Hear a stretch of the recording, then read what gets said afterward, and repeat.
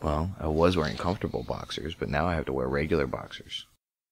Welcome to the Close Enough Podcast. I'm Mike. And I'm Jay. I see you got a couple of glasses over there. What are you drinking today? This is a pumpkin smash. Very similar to a Irish car bomb. Instead of using the Guinness, though, we're using pumpkin beer. Your choice, of course. Instead of Jameson, it is Goldschlager, and you're still using the Baileys for the backer. So you're going to go ahead and pour in the Baileys and a little bit of the Goldschlager in the shot glass and drop it in, chug that before it curdles. That's all you, buddy. And it's pretty good. I might have to make you have one later. That's all you. Alright, Jay, so I'm a little scared to ask, but what are you thinking? You know what I'm thinking. How could I not be thinking about Ferguson, Missouri? Of course you are. I didn't want to, but it's all over the news. Apparently, just last night, the grand jury decided not to indict the police officer, whose name I probably should have looked up before I started this, with any crime. They looked at all the evidence and determined no crime was committed. And, predictably, the city is going apeshit. Grand jury has decided that this officer has not committed a crime, and they will not be filing charges. So, everybody in town, of course, needs a new flat-screen TV. And they gotta burn down Big Lots, Little Caesars, because fuck those guys, right? What did a $5 pizza ever do to them?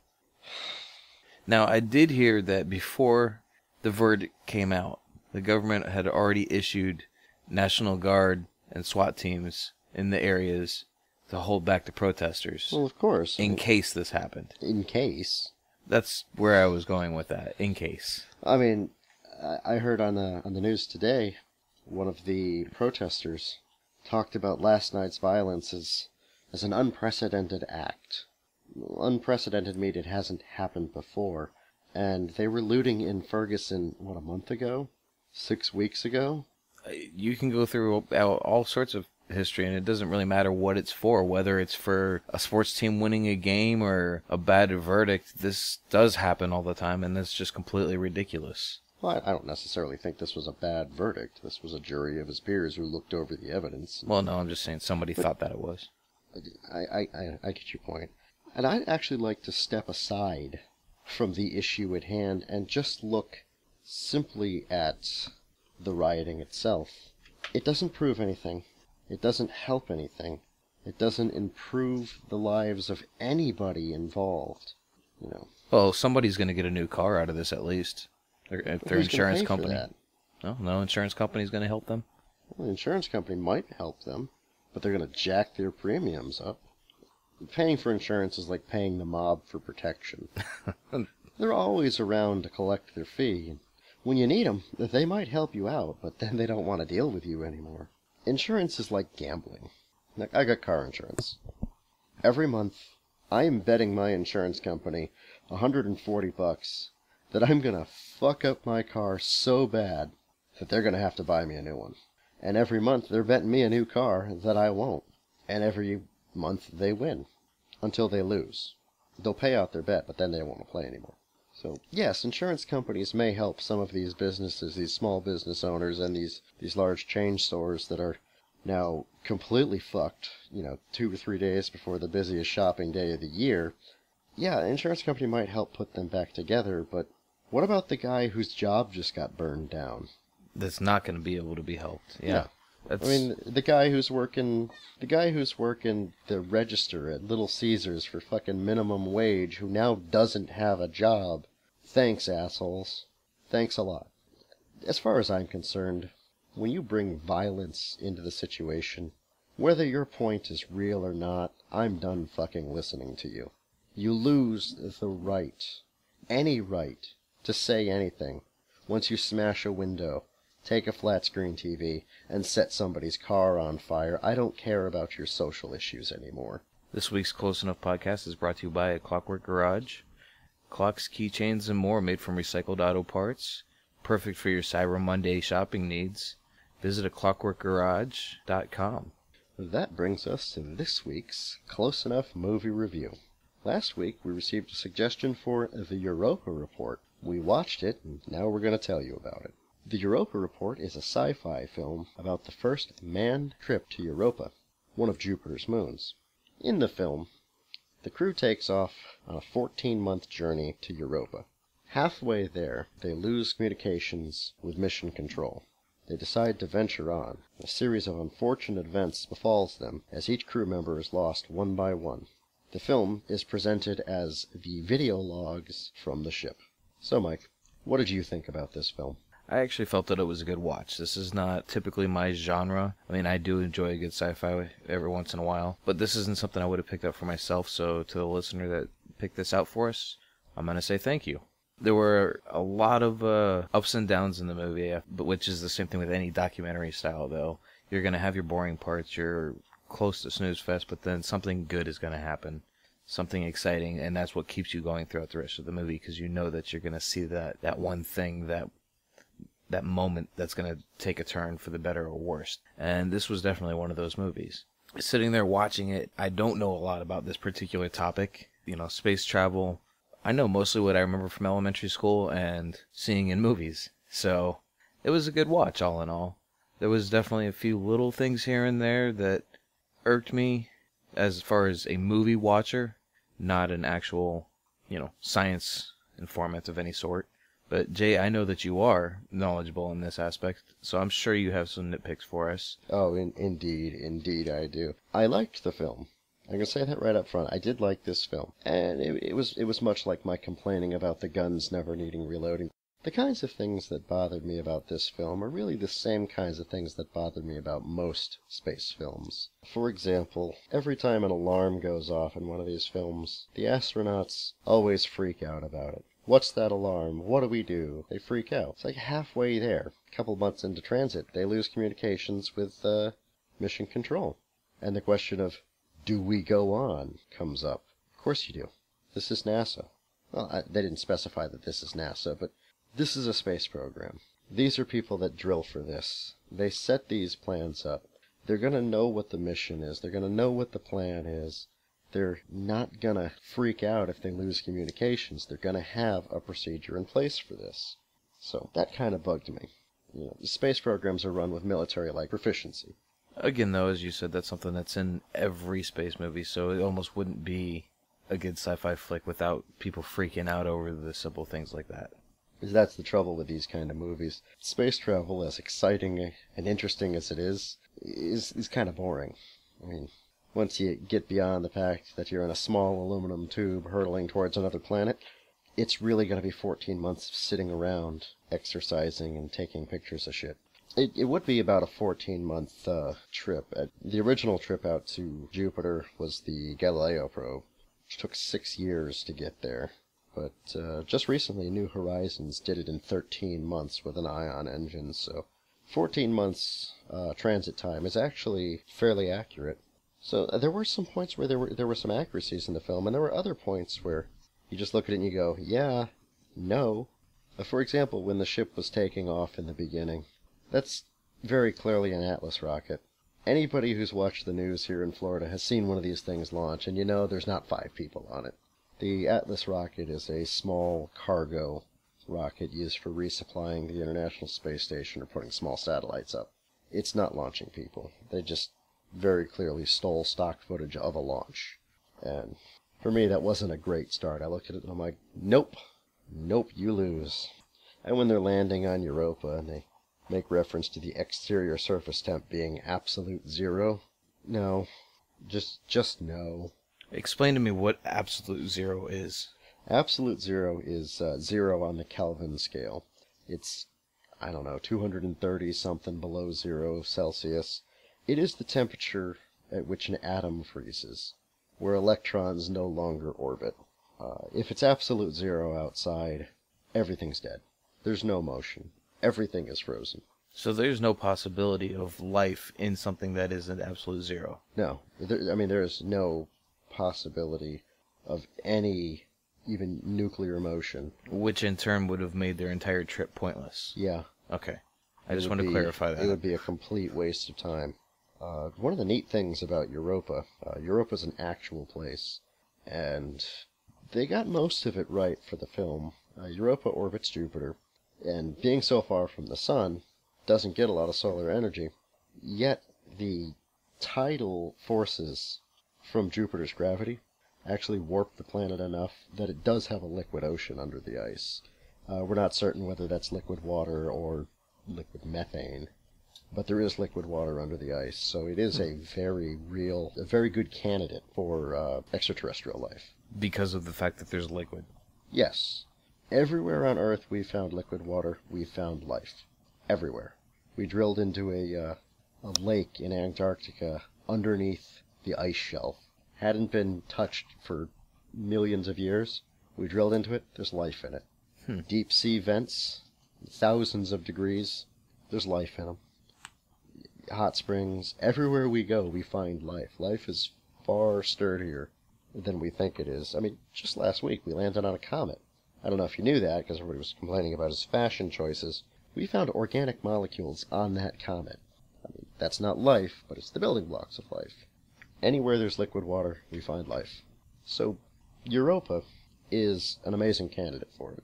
They mentioned that in the film. They brought up some stock footage of Neil deGrasse Tyson, everybody's hero, Carl Sagan 2.0, talking about Ice fishing. Ice fishing, yes, ice fishing. I found that thoroughly amusing when I realized that that was a real footage. I'm like, that oh, is real okay. footage of him.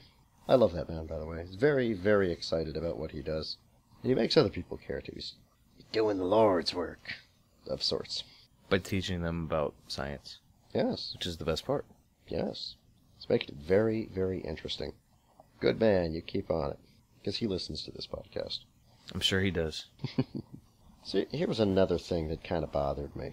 When Andre, the engineer, Yes. and James, the other engineer, I guess he was, were doing the EVA to try and repair the comm panel. Mm-hmm. And one of them tore his spacesuit, which, spacesuits don't tear that easy. They're kind of built to not tear that easy, but we'll let that go. And he gets covered in the fuel that came out of the comm panel, because that's where I route fuel when I'm building a spaceship.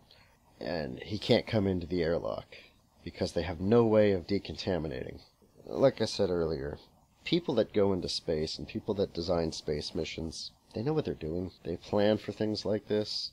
And not having a way to decontaminate a spacesuit, especially if they're planning on doing EVAs on the surface of a planet, I mean, that's just... Now, this isn't the first time that we've seen something like this happen in movies, though.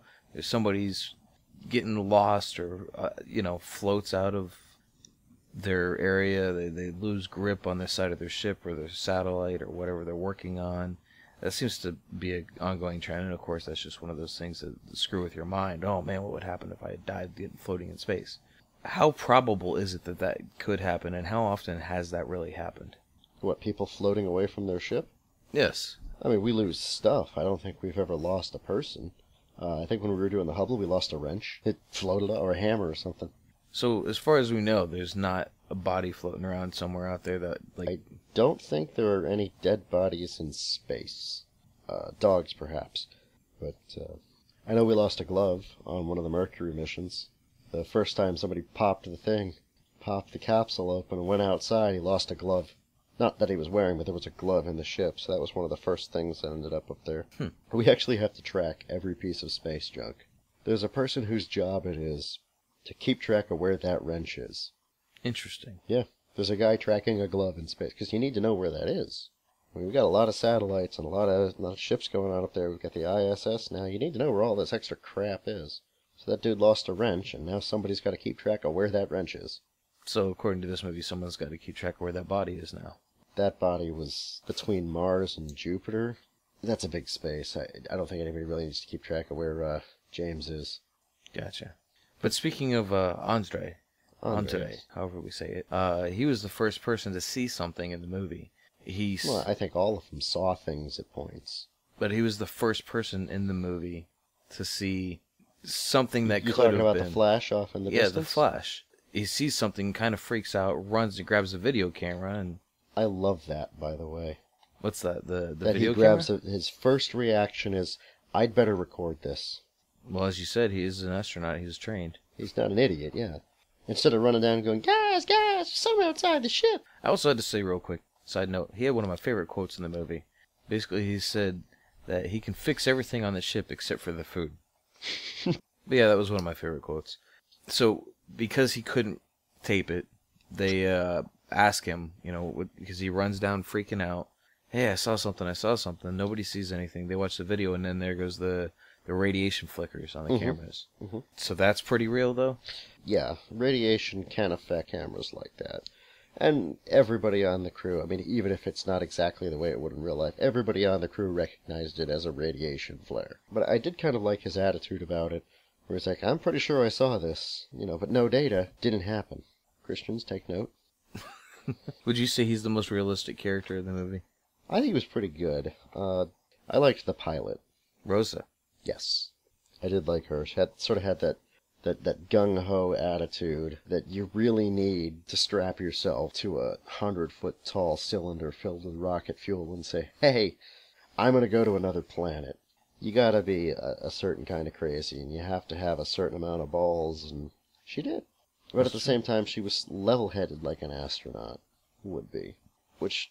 That's one of the things that bugged me about the film. It's just the way the crew argued over things, or put things to a vote. Okay, what do you mean by that? Well, they were talking about doing the EVA to go take surface samples after they missed their landing zone. Right, I remember that. EVA is an extravehicular activity. And anytime they get out of the ship is an EVA.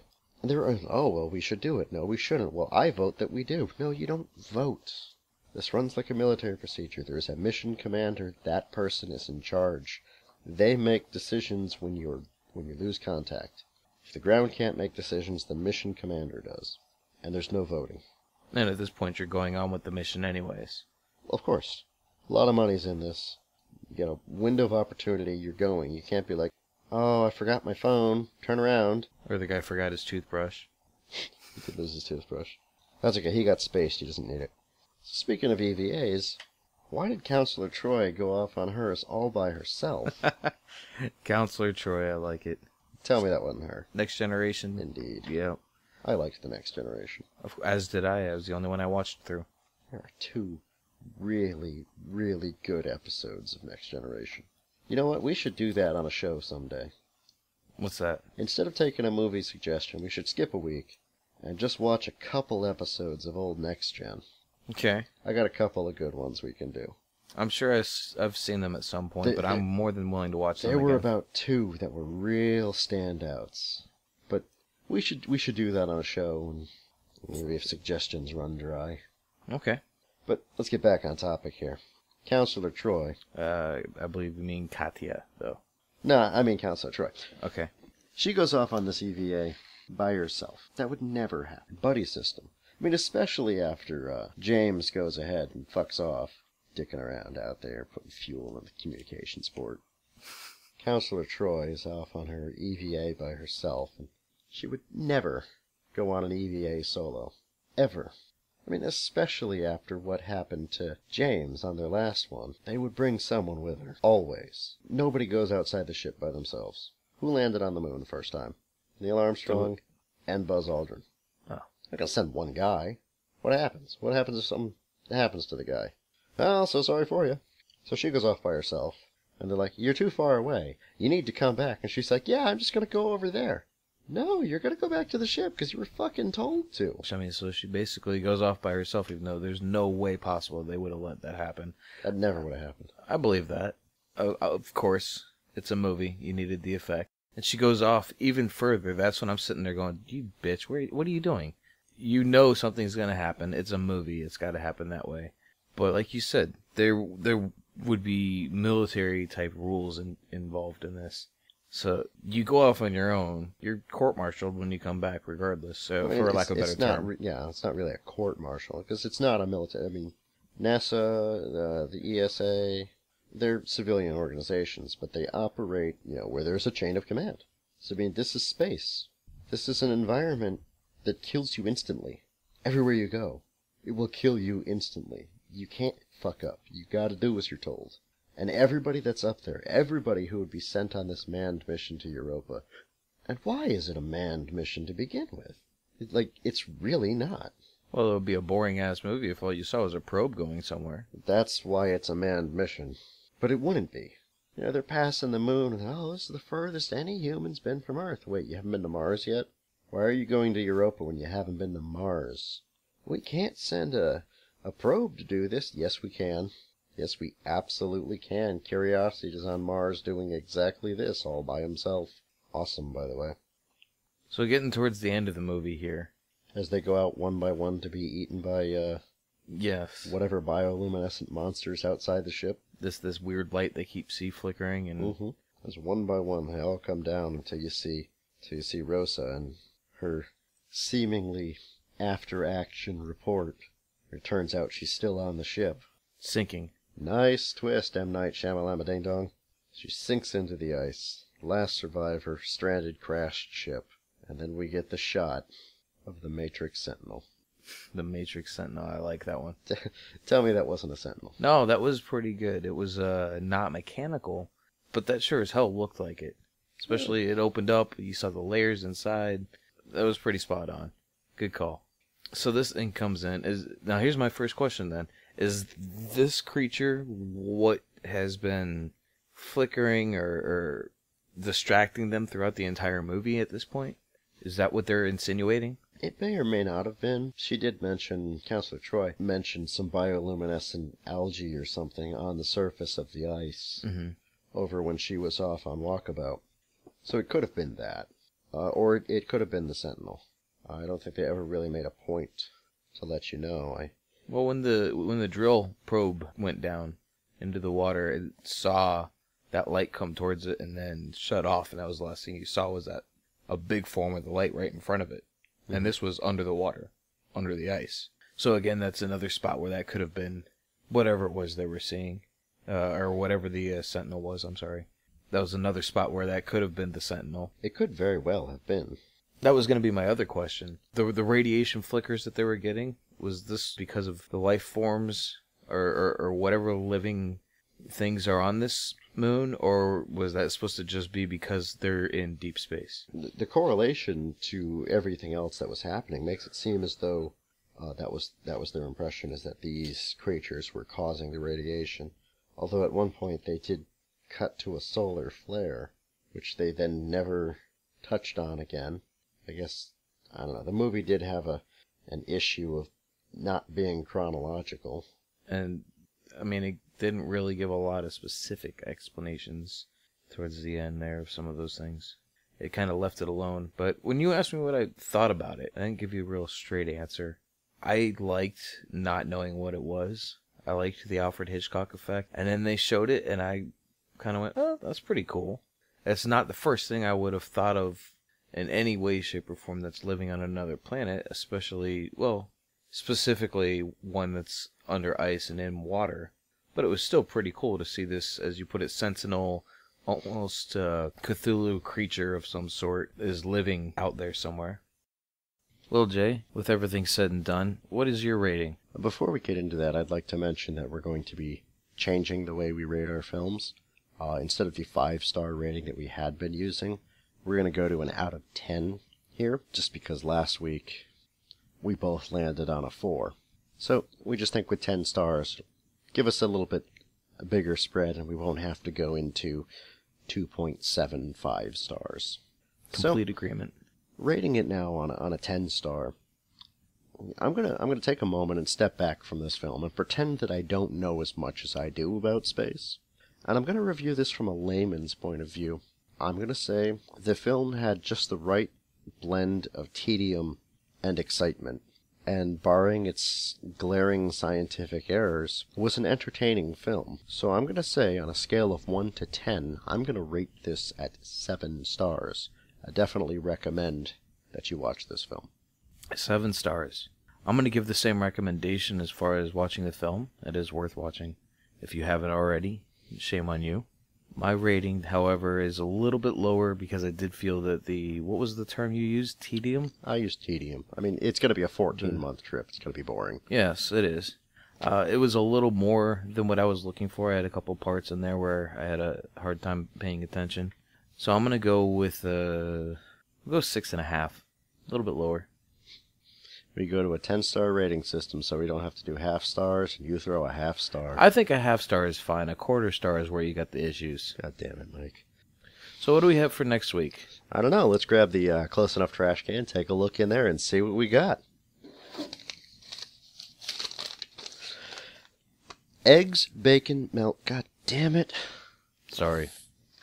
This is for movie reviews. Looks like next week we will be watching Machine Gun Preacher. You know, that movie's been looking really good. I keep seeing it pop up a lot. Well, go ahead and give it a watch. And you guys at home, cue that up and watch that as well. Come back here and meet us next week, and we will talk about Machine Gun Preacher. Well, Jay, it's about time for our game, and I know you've been looking forward to this all week after I got you last week so bad, and I know you're... Why are you grinning like that? Because last week you gave me Kim Kardashian quotes. Why the fuck would I know that? You didn't even have to know it. I thought you'd at least say yes to a few of them.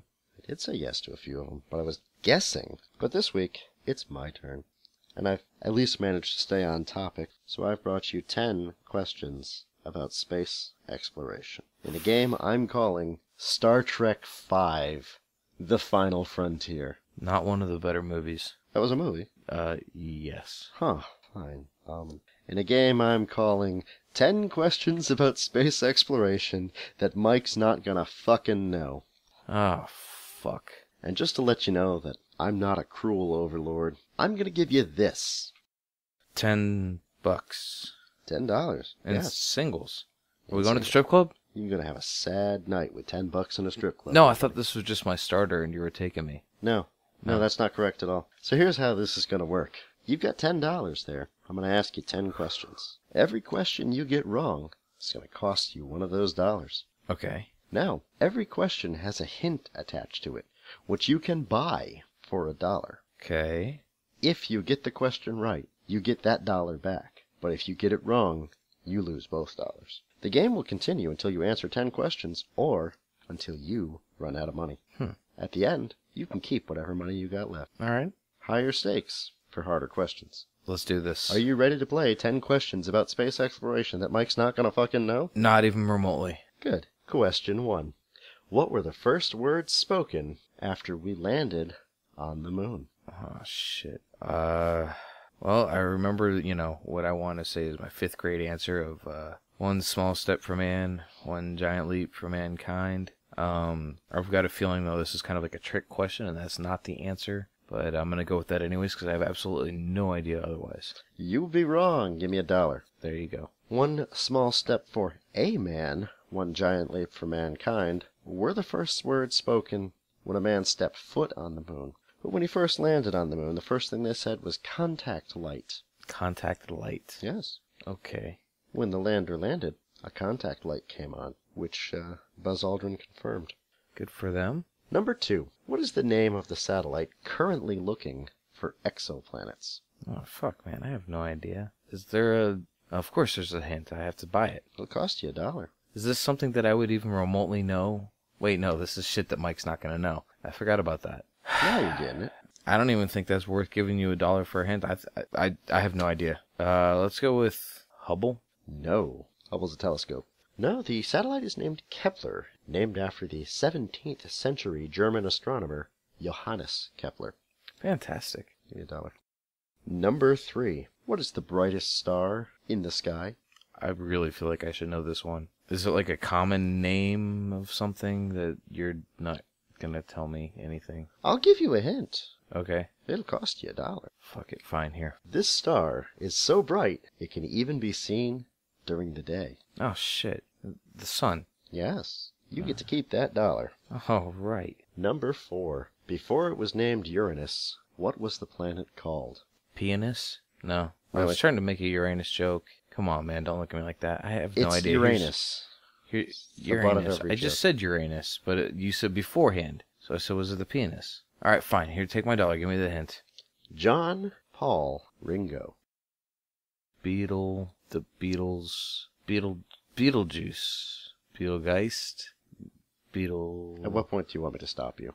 Well, I don't know. You're talking about the fucking Beatles over here. You're just staring at me with a blank stare. Yes, because you're very wrong. That's going to cost you $1 there, buddy. The answer is George. You didn't say it. I said John Paul and Ringo. Yeah, okay. Before it was named Uranus, it was George, or specifically the Georgium Sidus, after King George III of England. Number 5. How many astronauts went up in the Gemini capsule? And I'm looking per trip, not how many Gemini astronauts were there. Okay, so at one time. Yeah, per mission. I'm going to take a guess on this one and say 2. You are correct. Well, Gemini is represented by the twins, which is why it got that name. That's So yes, 2 where I was going with per that. Perfect. capsule. All right, I get to keep $1 for You once. get to keep that dollar, yes. Number 6. What was the name of the ship that won the X Prize? And what the hell is the X Prize? The X Prize was, I believe it was $100 million to the first person or company that could launch a ship into orbit, a civilian ship into orbit the Earth once, land, and then do it again within 2 weeks using 80% of the original craft, at least 80% of the original craft. And I'm supposed to fucking know this? Why? The name of the game is 10 questions about space exploration that Mike's not gonna fucking know. Here, just take the damn $1. I have no idea. Alright. It was Spaceship One. Spaceship One, okay. Yes, the imaginatively titled Spaceship One. Never mind. Spaceship Two actually just went down in the Mojave Desert a couple of weeks ago. Very tragic. Moving on. Number 7. How far is the Earth from the Sun in astronomical units? Hints? There. An astronomical unit, or AU, is roughly equivalent to 8 light minutes. Okay, well, that was going to be my first question. Is astronomical units, is that part of light years, or how we're rating this? It is the distance that light travels, approximately the distance that light travels in 8 minutes. Okay, and you're asking me how many. So, we'll say 1, 2, 3, 4? 1,234? No. That seems like way too many for some... Yeah, you're going to have to pick one of those numbers. One of those numbers. So something I already said. Yeah, you can't just shotgun answers at me. You have to pick one. Alright, I'll pick 1, because you said I have to pick 1. It pains me, but you are correct. Hells yeah! An astronomical unit is the distance between the Earth and the Sun. So you get $1 your back. back. Number 8. What was the name of the United States' first space station? I don't have a damn clue, but... Would you like a clue? Still got a few bucks, so sure, give me a clue. It was a laboratory in the sky. Skynet. No. Laboratory in the sky lab. Skylab? Yes, you get your dollar back. Oh, right. Skylab was correct. We're getting up there. Number 9. In 1976, these 2 probes successfully landed on the surface of Mars. I have absolutely no clue. Oh, there's one clue available. Would you stop reminding me? Just take the $1. It's my job to remind you. After they arrived on Mars, they proceeded to burn and pillage everything. So this is named after a group of people that did that. So I've got everything from the Roman Empire to Catholics to the Civil War groups, the Mongolians, Vikings. Fuck, I have no idea. Harold and Maude? Harold and Maude. Yeah, give me that dollar. The 70s. You were on the right track. It was the Viking landers, Vikings 1 and 2. You know? Yeah, there's no way I would have gotten that, so. You were right there.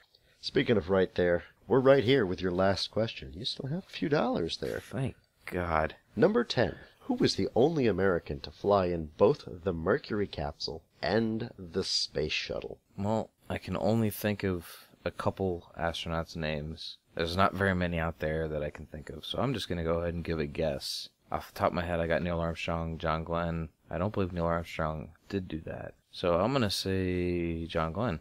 John Glenn is correct. All right. Gives you a total of 4 correct. You spent some of those winnings on clues.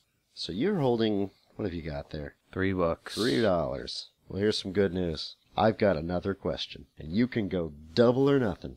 Double or nothing, so I would get $6. That's enough for a 6-pack of shitty beer. Actually, it's enough for an 8-pack of PBR, which is even worse. But that's an 8-pack of shitty beer. And they're 16 ounces instead of 12. That doesn't make it better. Yeah. So what do you think, Mike? You gonna go double or nothing? I think if I don't, it's gonna be a shitty show, so I kind of have to. Laying it all on the line for your entertainment, folks. Final question, then. No hints on this one. Name all 6 American space shuttles. 6. 6. There were 6. All right, well, I remember the Challenger. I believe, I want to say Atlantis. Atlantis, yes. This just sounds like something familiar, so Discovery. Discovery is one, yes. And, oh yeah, one of my favorite games, BioShock Infinite. Columbia. Columbia, yes. You got 2 more to go. I'm going to say, man, I really don't know. There's an 8-pack of shitty PBR on the line here. No, that's no. Shit. Alright, so I got 4 out of 6. Yeah, 4 out of 6, and that's not enough. Should be enough for you to at least buy me 1 beer, damn. I have no idea. Gemini? Gemini was not a space shuttle. Okay, well, I've got $3. Apparently I have to give it to you. I have no more. I've got $3. Do you feel richer now? Nope, I have exactly the same amount of money I did when I started. The answers we were looking for were Endeavor and Enterprise. Never would have even remotely guessed Endeavor. Enterprise, I feel like I should have guessed that. Enterprise is actually an interesting one. Enterprise never flew. Enterprise was assembled first as a test bed, and then it was transported to the Smithsonian, where it was put on display. So, looks like you got a total of 4 out of 10, leaving you with winnings of $0. All off of shit I don't know. That's right. So these were 6 questions about space exploration that Mike didn't fucking know. And 4 of them he got right, probably by accident. Make sure you join us again next week as Mike tries his damnedest to get me back. Don't worry, I'll come up with something. Well, that was a few things that I didn't know. How about some things I do know about? I would like to see some things that you do know about. Well, this week is Thanksgiving, and what follows that but Black Friday, or should I fucking say Black Thursday now at this point? Oh, they don't lay off, do they? This is just getting ridiculous. I worked retail for years. I don't really remember having these kind of issues I remember having to be to work at 1 o'clock in the morning to set up for the early opening for certain stores that I've worked at in the past. But people can't see their families and enjoy a normal Thanksgiving, whether it's with your families or friends or whatever you're doing. It's one of the only days a year that most every company allowed their employees to have off. Now these larger corporations are just taking that away from them. That drives me nuts. I mean, there's an extent that I want to boycott some of these stores. I mean, you got Macy's and Kohl's and what? Kmart, they're opening up at, 5 a.m., 6 a.m. on Thanksgiving Day? Yeah. That pisses me off, man. I mean, you got Target, at least they're giving their families some time. They open up at 6 p.m., but still. That's awfully early. I mean, you want to do your 2 a.m., your 4 a.m. opening for, the assholes that want to wait in line and sleep over in your parking lot, good for them. But at least let the employees have some time with their family and do their thing. There are some people that legitimately need to work on Thanksgiving. Police officers, firefighters, air traffic controllers. Yeah, there are people that need to be at work. And I'm sorry, but thank you for doing such a damn good job at your job, guys. And hopefully you're getting holiday pay. But there is no reason at all that a retail store needs to be open. No, none. No reason beyond greed.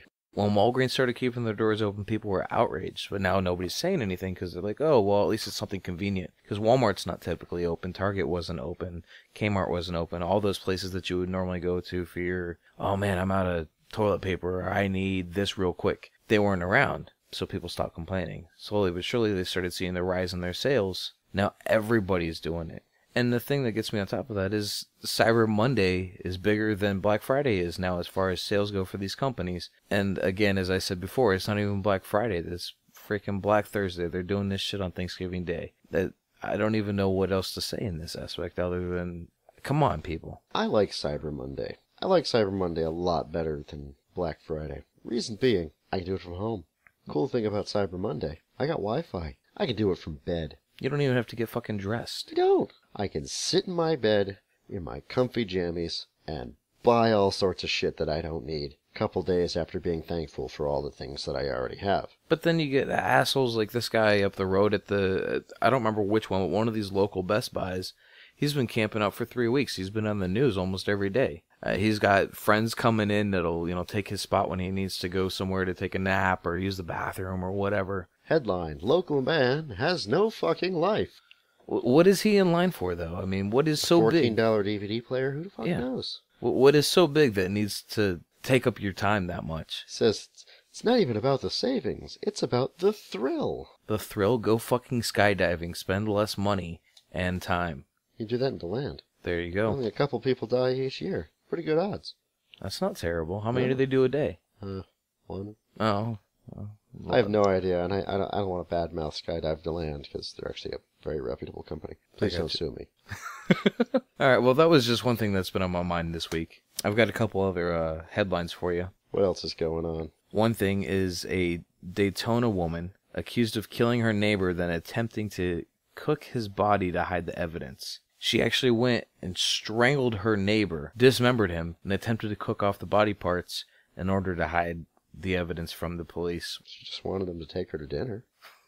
The only thing that the police would actually say in this, for instance, is that it was done over money. What other reason would you dismember your neighbor? I've never cooked anybody over money before. No. I would just use a stove. Are you crying? I am not crying. I'm just, I'm almost ashamed that you said that. At the same time, I'm very delighted. On to my next story here. I have a woman who was arrested after board game turns violent. Can I stop you here? I want to guess. Monopoly? Of course it was. Of course it was. What else do you have? We have Alyssa Ferrero, who's 21 years old, was arrested after slapping her boyfriend over a game of Monopoly. Now, whether or not it was just a slap or that was what started it, but apparently she was arrested for domestic violence. I've seen people go after each other with fireplace pokers after a game of Monopoly. I don't know. All I can think is Dane Cook talking about, Grandma, where the hell did you get the pink 50s? I mean... You're a whore, Grandma. I want to get the fuck out of here. First trip around, man. Everything's fun. Oh, I landed on waterworks. Yay! I want a little house. By the third trip around, you're ready to kill your own children. Even if you don't have them. And you can have children in the time it takes to play a game of Monopoly. No, seriously, I think you can. I used to rent a room. It was a 4-bedroom house. 4 single dudes living in it. It's like a frat house. And every now and then, they'd want to play Monopoly. And I'd get dragged into it, because you have to have 4 people. So I always played my own version of Monopoly, where I tried to lose as quickly as possible, so I could go back to whatever it was I was doing. And how did you lose as quickly as possible? Well, I bought everything. Everything I could buy. I just tried to run out of money as quickly as possible. It's very easy to do. It's just like real life. You can run out of money quickly. That sounds like the best idea I've ever heard for a game of Monopoly. I wish I had thought of that when I was a kid. Second best, because not playing in the first place is best. When you get forced into it. Yeah, just try to lose as quickly as possible so you can leave. We also played the drinking game of life. That sounds like what I do every day. It's a lot like what you do every day. Basically, you take a shot every payday. Well, I don't get paid every single day, but I take a shot just about every day. Well, that's not the same. Oh. You only take a shot when you land on payday. No, I take a couple extra shots when I land on payday. Well, yes, you're a drinker. We've been over that. Premise of the show, I think. And our final story of the evening, Pinellas Park man shoots himself during an argument with his wife. Now, I know that doesn't seem too outrageous, but when you read the rest of the story, he had an argument with his wife, threatened to shoot the dog, cocked the gun even. When he went to release the hammer, pointed the gun at himself and shot himself in the head. That's not how you release the hammer on a revolver. No. Isn't that gun lesson number 1? This is the handle, this is the trigger, and this is the part you point at whatever you want to die. That's one of the first things I always learned. If you're going to point a gun at something, be prepared to shoot it and kill it. So he must have been prepared to kill himself on that one. Well, good thing he did the prep work. Seriously. Because he did. And that's this week's in Mike's What the Fuck. The Close Enough Radio podcast is brought to you this week by A Clockwork Garage. Visit www.aclockworkgarage.com.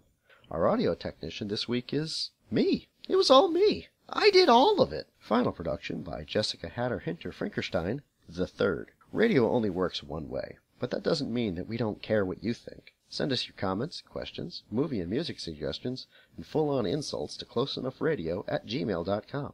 Or message us at our Facebook fan page, Close Enough Radio. In the meantime, let's see what local band Mike has for us this week. Well, Jay, this week I have a local band now out of St. Augustine, Florida. They're a psychobilly punk band called Twisted Engraves, with their single Psychobilly Scumbag.